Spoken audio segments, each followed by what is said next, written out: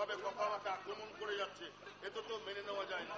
আমি তো আড়াই বছর ধরে জানিয়ে এসেছি, আপনারা আমাকে আশ্বস্ত করেছেন আমি রাজনীতি করব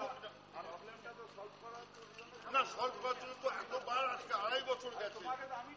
আপনি ডেকেছেন, আমি উপস্থিত ছিলাম। আপনি যেদিন আমাকে টাইম দিয়েছিলেন সেদিন দিদির সাথে ব্যস্ত ছিলেন বলে আমি বসেছিলাম। আপনি দিদির সাথে বেরোলে আপনার সাথে কথা বলবো বলে লবিতে ছিলাম, দেখলাম শুনলাম বাংলাদেশ গেছে, ঠিক আছে কথাটা না।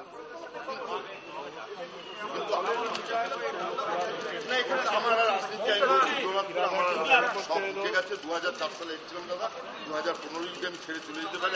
আমি শুধু এই বিচারটা চাইবো, আপনারা এনকোয়ারি পাঠান, আমি চুপ করবো আপনাদের হয়ে যে আমি আমার সরকারের কাছে বিচার। কিন্তু আমি আজকে এখান থেকে সোজা বাড়ি চলে যাবো। আমি আর কোনো কথা আমি আর সে আমি যাবো, নিশ্চয়ই যাবো, কিন্তু আজকে আমি ধর্নায় বসে করতে পারবো।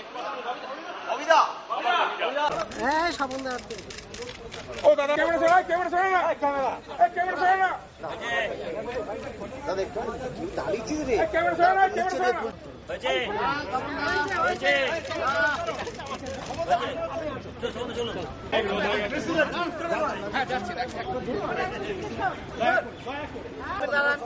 সামনে থেকে সরুন।